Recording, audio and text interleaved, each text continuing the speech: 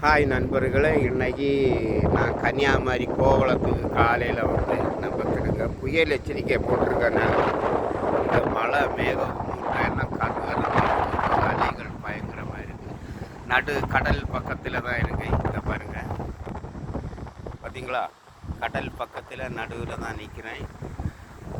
வள்ளங்கள் எல்லாம் கோவையில் எண்ணெய் கூடல் எல்லாம் கரையில், இந்த கரைமட்டிக்கு மட்டும் கரையில் நிற்கிறாங்க பாருங்கள்.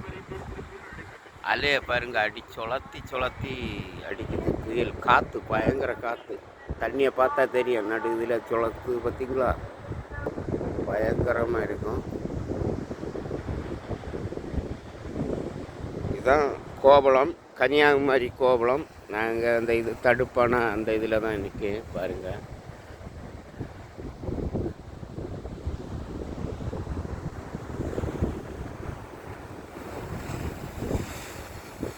பயங்கரமாக காற்று அப்படியே சுழத்தி வருது. இதில் தான் வள்ளங்கள் வந்து நிற்க இடம், மீன் ஏலம் போடுற இடங்கள் எல்லாம் இந்த இடம்தான் கோவளம். எவ்வளோ அருமையாக இருக்குது பார்த்துக்கிங்களா? கடற்கரையோரம் அப்படி கன்னியாகுமரி எல்லாம் அப்படி தெரியும். அதுக்கு அடுத்தது கன்னியாகுமரி என்ன தெரியுது இல்லை, அதுதான் கன்னியாகுமரி.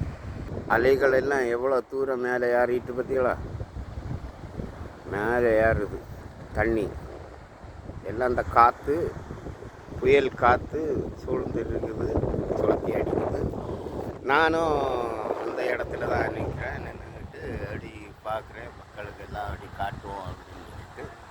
மக்களே, நடுக்கடலில் நின்னது போல் ஒரு ஃபீலிங், சந்தோஷமாக இருக்குது. காலையில் கடலில் அந்த அலைகளும் அந்த கடலும் பார்க்கவும் மனசு ஒரு ஃப்ரீயாக இருக்குது.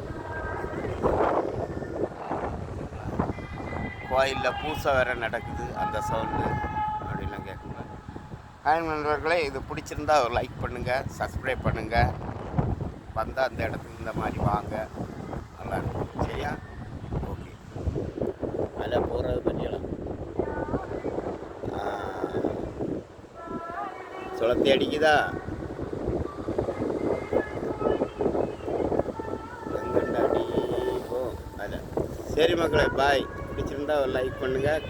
கோவளம் கடல் இதுதான். வள்ளங்கள் எல்லாம் அப்படியே அங்கங்கே கிடக்குது. மீனவர்கள் பாவம் இந்த மழையிலையும் இந்த புயல்லையும் அவங்க பார்த்துடுங்க எவ்வளோ